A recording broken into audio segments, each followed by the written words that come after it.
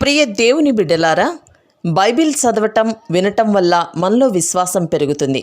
మన మార్గానికి త్రోవ చూపుతుంది. సమస్త జనులను శిష్యులనుగా చేయుడి మత్తయి 28:19 వచనంలో దేవుని వాక్యం తెలియచేస్తోంది. తెలుగు బైబిల్స్ను ఆర్ఆర్కే మూర్తి గారు రీసెర్చ్ చేసి విశ్లేషణ చేసిన బైబిల్లోని ప్రతి అధ్యాయాలను వచనాలను వరుస క్రమంలో అనగా ఆదికాండం నుండి ప్రకటనా గ్రంథం వరకు ఇవ్వబడుతుంది. ప్రతి ఒక్కరూ ఆధ్యాత్మికంగా విశ్వాసంలో బలపడి మీ జీవితంలో ఎదుర్కొంటున్న సమస్యల నుండి విడుదల పొందండి. ప్రతి ఒక్కరూ మీ దీవెన టీవీని సబ్స్క్రైబ్ చేసి ఈ వాక్యాన్ని లైక్ చేసి మీ మిత్రులకు బంధువులకు షేర్ చేయండి.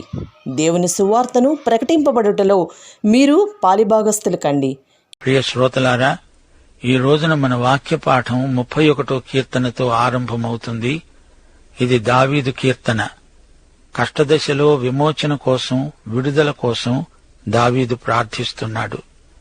మనము ఇంతవరకు విన్న కీర్తనల్లో చాలా మట్టుకు దావీదే రచించాడు. ఆయనే స్వరకల్పన చేశాడు. ఈ 31వ కీర్తనలో కూడా మనకు గొప్ప సందేశమున్నది. ఎంత గొప్ప భక్తులకైనా కష్టాలు తప్పవు. దావీదు గొప్ప విశ్వాసి, గాని అతడు ఎన్నో కష్టాలు భరించవలసి వచ్చింది. అతని కీర్తనల్లో ప్రవచనమున్నది. ఇశ్రాయేలు జాతికి భయంకరమైన శ్రమలు రాబోతాయి. అయితే ఈ రోజున సగటు మానవునికి దావీదు కీర్తనల్లో ఎంతో ఆదరణ లభిస్తుంది. మచ్చుకు 31వ కీర్తన అలాంటిదే. మొదటి వచనం: యెహోవా, నీ శరణుజొచ్చి ఉన్నాను, నన్నెన్నడునూ సిగ్గుపడనియ్యకు. నీ నీతిని బట్టి నన్ను రక్షించు. దేవుని నీతిని దావీదు వెదుకుతున్నాడు. పాపులను క్షమించి రక్షించే మన దేవుడు తన నీతి ప్రమాణాలను ఎన్నడూ తగ్గించడు, దిగజార్చడు. పాపానికి పాపి శిక్ష అనుభవించక తప్పదు. అయితే ఆ శిక్షను యేసే అనుభవించాడు. యేసు మన పాపాలకు రావలసిన శిక్షను తాను భరించాడు. దావీదు అంటున్నాడు, నాకు నీ చెవియొగ్గి నన్ను త్వరగా విడిపించు. నన్ను రక్షించడానికి నాకు ఆశ్రయశైలముగా, ప్రాకారము గల ఇల్లుగా ఉండు. దేవుడే మనకు ఆశ్రయశైలం. చిన్న రాయి కాదు, ఆయన ఒక మహాశైలం, శిలానగం. ఒకసారి యేసు ప్రభువు తన శిష్యులను ఒక ప్రశ్న అడిగాడు. నేను ఎవరినని మీరనుకుంటున్నారు? అప్పుడు పేతురు అన్నాడు, నీవు సజీవుడైన దేవుని కుమారుడవైన క్రీస్తువు. అప్పుడు ప్రభు అన్నాడు, సీమోను, రక్తమాంసములు ఇది నీకు బయలుపరచలేదు గాని పరలోకమందున్న నా తండ్రి ఇది నీకు బయలుపరిచాడు. నీవు పేతురువు. ఈ బండ మీద నా సంఘమును కడతాను. పాతాళలోక ద్వారములు దాని ఎదుట నిలువనేరవు. మత్తయి సువార్త 16వ అధ్యాయం 15 నుండి 18వ వచనం వరకు. సంఘము నిర్మించబడిన పునాది క్రీస్తే. 1 కొరింథీ 3వ అధ్యాయం 11వ వచనం, వేయబడినది తప్ప మరొక పునాది ఎవడునూ వేయనేరడు. ఈ పునాది యేసుక్రీస్తే. యేసు అనే రాతి పునాది మీద మన జీవితాలను నిర్మించుకుందాము. యేసు అనే బండ మీద మనము కదలకుండా నిలవాలి. ఆ బండ మాత్రము కదలదు. 3వ వచనం, నా కొండ, నా కోట నీవే. నీ నామమును బట్టి త్రోవ చూపి నన్ను నడిపించు. యేసే నా కొండ, నా కోట. నీ నామమును బట్టి నడిపిస్తావు. నా పేరు కాదు, నీ నామము గొప్పది. దానిని బట్టి నన్ను నడిపిస్తావు. నా ఆశ్రయదుర్గము నీవే. నన్ను చిక్కించుకోవడానికి శత్రువులు రహస్యముగా ఒగ్గిన వల్లో నుండి నన్ను తప్పించు. నాకు విడుదల ప్రసాదించు. శత్రువుల పన్నాగాలను విఫలం చెయ్యి. నా ఆత్మను నీ చేతికి అప్పగిస్తున్నాను. యెహోవా, సత్యదేవా, నన్ను విమోచించేవాడవు నీవే. లూకాసు వార్త 23వ అధ్యాయం 46వ వచనం, శిలువ మీద యేసు ప్రభు గొప్ప శబ్దముతో కేకవేసి, తండ్రి, నీ చేతికి నా ఆత్మను అప్పగించుకుంటున్నాను అన్నాడు. ఆయన ఇలాగు చెప్పి ప్రాణం విడిచాడు. స్తెఫను సంఘములో ప్రథమ హతసాక్షి. అతన్ని రాళ్లతో కొట్టి చంపారు.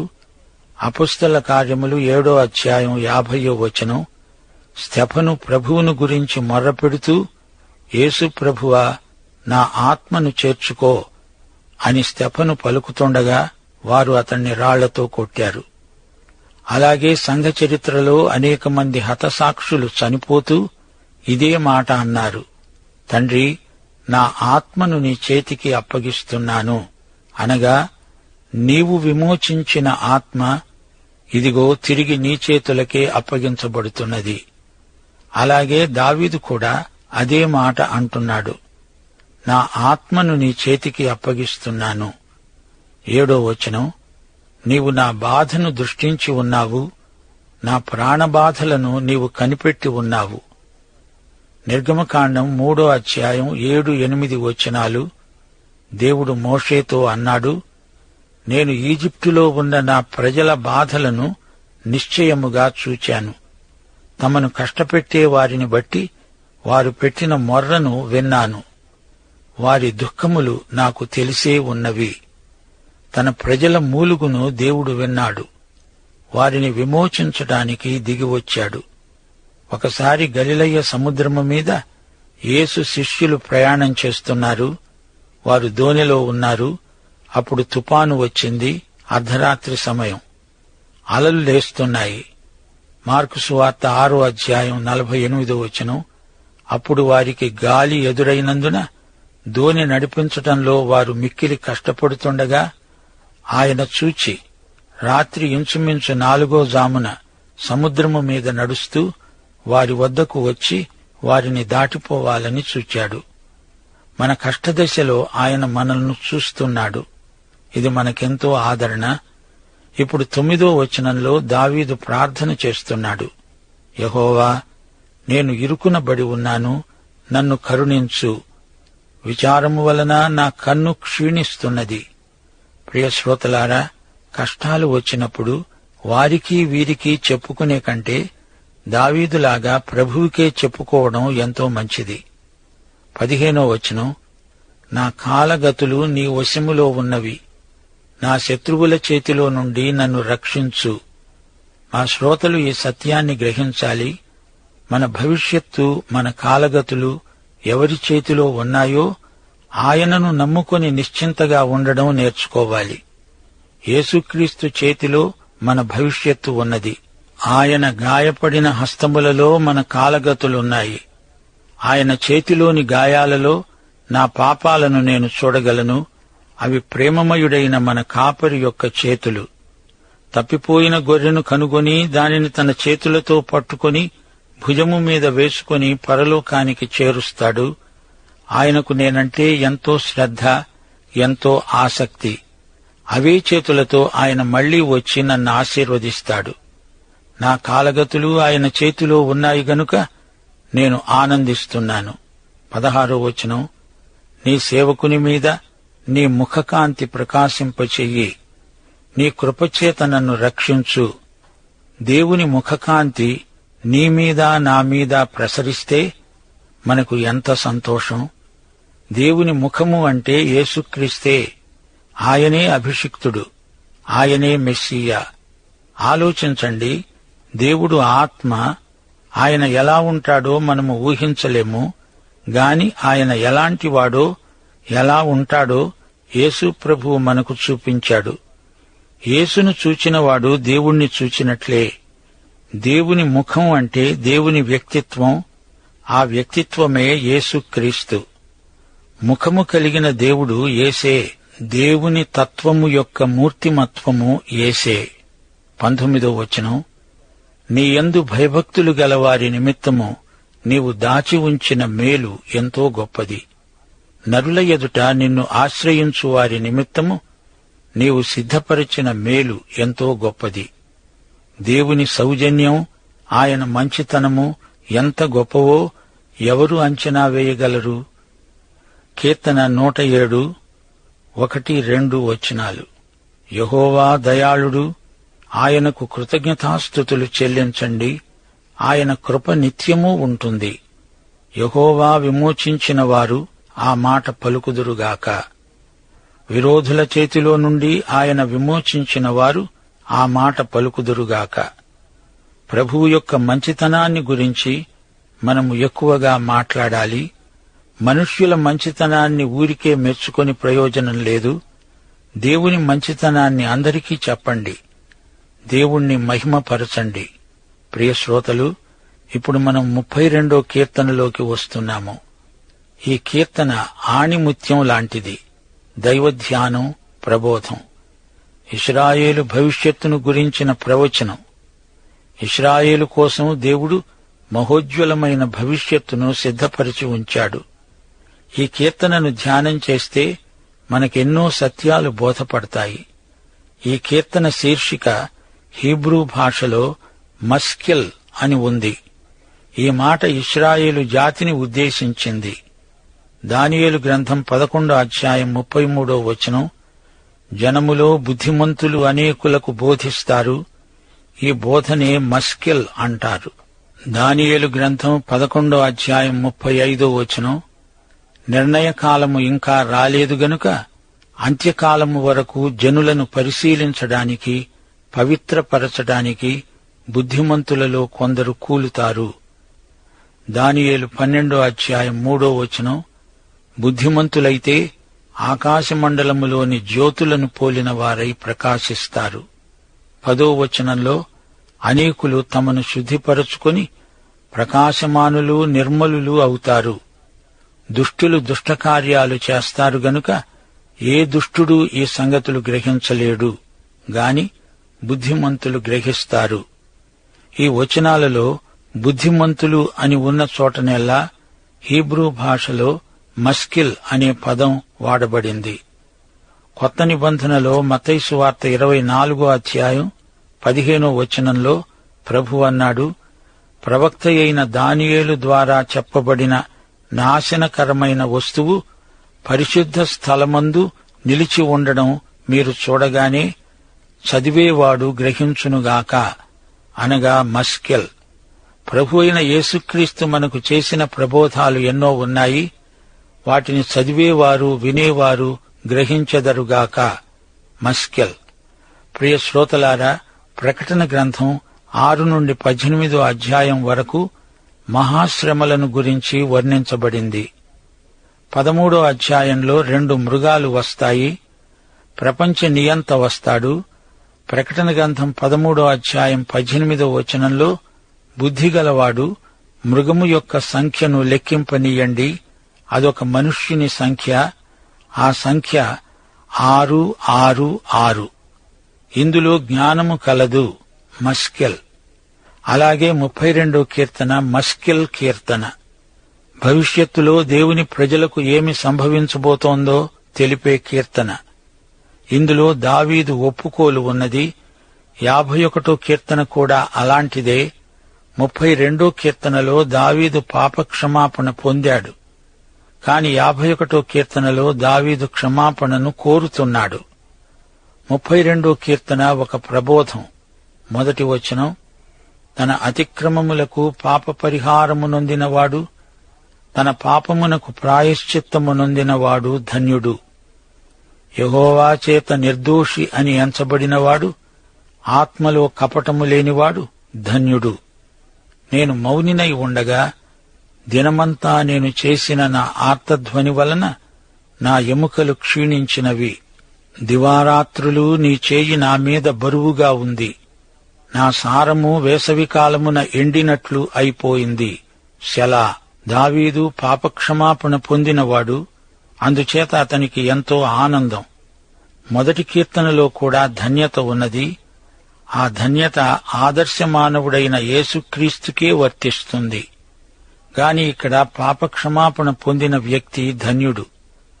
గలతీపత్రిక 3వ అధ్యాయం 10వ వచనం, ధర్మశాస్త్రము విధించిన క్రియలకు సంబంధించిన వారందరూ శాపమునకు లోనై ఉన్నారు. ఎందుకనగా ధర్మశాస్త్ర గ్రంథమందు వ్రాయబడిన విధులన్నీ చేయుటయందు నిలకడగా ఉండని ప్రతివాడు శాపగ్రస్తుడు అని వ్రాయబడి ఉన్నది. ధర్మశాస్త్రమంతా నెరవేర్చగలవాడు క్రీస్తే. అయితే ఈ కీర్తనలో పాపక్షమాపణ నొందినవాడు ధన్యుడు. క్రీస్తు మన పాపాలు క్షమించడానికి తన రక్తమూల్యం చెల్లించాడు. అందుచేత రోమాపత్రిక 4:5 ప్రకారం పనిచేయక భక్తిహీనుణ్ణి నీతిమంతునిగా తీర్చేవాని యందు విశ్వాసముంచేవానికి వాని విశ్వాసము నీతిగా ఎంచబడుతున్నది. ఆదాము హవ్వల నుండి మొదలుకొని ప్రతి ఒక్కరూ క్రీస్తు వైపు చూచి రక్షణ పొందారు. క్రీస్తు వస్తాడని వారు నిరీక్షించారు. అయితే వచ్చిన క్రీస్తును మనము విశ్వసిస్తున్నాము. క్రీస్తునందు విశ్వాసముంచిన వారికి నీతి ఆరోపించబడుతుంది. రోమాపత్రిక 4:25 ఆయన మన అపరాధముల నిమిత్తము అప్పగించబడి మనము నీతిమంతులముగా తీర్చబడడానికి లేపబడ్డాడు. దావీదు తన పాపాన్ని గురించి ఎంతో పశ్చాత్తాపం చెందాడు. దేవుని సన్నిధిలో పాపం చేసి ఎవడూ తప్పించుకోలేడు. 1 కొరింథీ 11:31-32 పౌలు అంటున్నాడు, మనలను మనమే విమర్శించుకొనిన ఎడల తీర్పు పొందము. మనము తీర్పు పొందిన ఎడల లోకముతో పాటు మనకు శిక్షావిధి కలుగకుండునట్లు ప్రభువు చేత శిక్షించబడుతున్నాము. గనుక ఇప్పుడే మనలను మనమే సరిదిద్దుకుంటే మంచిది. దావీదు బెత్షెబ ఎడల పాపం చేసినప్పుడు నాతాను ప్రవక్త వచ్చి గొర్రె కథ చెప్పాడు. బీదవాని గొర్రెను ధనికుడు అన్యాయంగా లాక్కున్నాడు. అలాంటి వాణ్ణి ఏమి చెయ్యాలి అన్నప్పుడు దావీదు ఆ నేరస్తుణ్ణి శిక్షించాలి అన్నాడు. అప్పుడు నాతాను, ఆ మనుష్యుడవు నీవే అని వ్రేలు పెట్టి చూపించాడు. అప్పుడు దావీదు పశ్చాత్తాపం చెందాడు. ఈ కథ 2 సమూయేలు 12 మొదటి 7 వచనాల్లో ఉన్నది. ఇప్పుడు 32 కీర్తన 5 నా దోషమును కప్పుకొనక నీ ఎదుట నా పాపమును ఒప్పుకున్నాను. యెహోవా సన్నిధిని నా అతిక్రమములు ఒప్పుకుంటాననుకున్నాను. నీవు నా పాపదోషమును పరిహరించి ఉన్నావు. ఇదే మాట 1 యోహాను 1:9 చెప్పబడింది. మన పాపములను మనము ఒప్పుకొన్న ఎడల ఆయన నమ్మదగిన వాడు, నీతిమంతుడు గనుక ఆయన మన పాపములను క్షమించి సమస్త దుర్నీతి నుండి మనల్ని పవిత్రులుగా చేస్తాడు. 6 నీ దర్శన కాలమందు భక్తిగల వారందరూ నీకు ప్రార్థన చేస్తారు. విస్తార జలప్రవాహములు పొరలి వచ్చినా నిశ్చయముగా అవి వారి మీదికి రావు. ఇక్కడ దావీదు నోవహు కాలంలో వచ్చిన జలప్రళయాన్ని గుర్తు చేసుకుంటున్నాడు. జలప్రళయం వచ్చినప్పుడు నోవహు ఓడలో ఉన్నాడు. బయట ఉన్న వారందరూ నశించారు. గాని నోవహు పైకి ఎత్తబడ్డాడు. జలప్రళయం తీర్పు జలములు నోవహు మీదికి రాలేదు. ఈసారి మరో తీర్పు రాబోతోంది. అది జలప్రళయం కాదు, అగ్ని ప్రళయం. సోదరుడా, సోదరి, అలాంటి సమయంలో నీవేమి చేయగలవు? 7 నాకు దాగే చోటు నీవే. శ్రమలో నుండి నీవు నన్ను రక్షిస్తావు. విమోచన గానములతో నీవు నన్ను ఆవరిస్తావు. సెలా అనగా ఆగు, చూడు, విను. చెప్పబడిన విషయాలను ఆలోచించు. సెలా అనేది సంగీతంలో విరామం. అప్పుడు వాయిద్యాలు ఆగిపోతాయి. అందరూ మౌనం పాటిస్తారు. పాడబడిన కీర్తనను ధ్యానిస్తారు. సోదరీ సోదరులారా, ఆలోచించండి. దేవునితో సహవాసం ఎడతెగక కొనసాగాలి. మనకు దాగే చోటు దేవుడే. ఆయనే మనకు ఆశ్రయం. 8 నీకు ఉపదేశం చేస్తాను. నీవు నడువవలసిన మార్గమును నీకు బోధిస్తాను. నీ మీద దృష్టి ఉంచి నీకు ఆలోచన చెబుతాను. దేవుని దృష్టిలో నీవు నిలిచి ఉంటే, ఆయన కనుసన్నల్లో నీవు మెలుగుతూ ఉంటే ఆయన నీకు మంచి ఆలోచన చెబుతాడు. 9 బుద్ధిజ్ఞానములు లేని గుర్రముల వలెనైనా కంచరగాడిద వలెనైనా మీరు ఉండవద్దు. అవి నీ దగ్గరికి తేబడినట్లు వాటి నోరు వారుతోనూ కళ్ళెముతోనూ బిగించాలి. విన్నారా శ్రోతలు? కొందరు క్రైస్తవులున్నారు. వారు దేవుని సంకల్ప పరిధిలో ఉండరు. అయినా దేవుడు వారిని విడువడు. అదృశ్య హస్తముతో వారిని నడిపిస్తాడు. ఇదే సత్యము మనము ఎస్తేరు గ్రంథంలో నేర్చుకున్నాము. జ్ఞానం లేని గుర్రం కంచరగాడిద. గాడిద బుద్ధి అప్పుడప్పుడు అవిధేయులలో పొడసూపుతుంది. గుర్రానికి కళ్ళెం పెట్టాలి, గాడిద దెబ్బతింటేనే కాని మాట వినదు. ఇప్పుడు ముగింపులో 10-11 వచనాలు. భక్తిహీనులకు అనేక వేదనలు కలుగుతున్నాయి. యెహోవాయందు నమ్మిక ఉంచే వారిని కృప ఆవరిస్తుంది. నీతిమంతులారా, యెహోవాను బట్టి సంతోషించండి, ఉల్లసించండి. యథార్థ హృదయులారా, మీరందరూ ఆనందగానం చేయండి. నీవెవరివైనా సరే, ఎక్కడున్నా సరే, యేసుక్రీస్తును స్వకీయ రక్షకునిగా అంగీకరించిన బిడ్డవైతే నీ హృదయం పైకెత్తి ఆనందంతో దేవునికి స్తుతి స్తోత్రములు సమర్పిస్తావు. ప్రియ శ్రోతలారా, ఈ పాఠంలో మనము నేర్చుకున్న సత్యాలు మరువరానివి.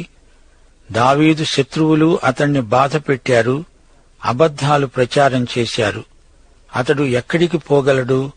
దేవుని వద్దకే వెళ్ళాడు. సోదరీ సోదరులారా, 32వ కీర్తనలోని రహస్యం ఏమిటో తెలుసుకున్నారా? కష్టాలు వస్తే కంగారు పడకండి. స్తంభాన్ని పాతిన తరువాత అది నిలుస్తుందా లేదా అని బాగా అటు ఇటు ఊపి చూస్తాము గదా, అలాగే దేవుడు శ్రమలలో మనల్ని పరీక్షిస్తాడు. పాఠం సమాప్తం.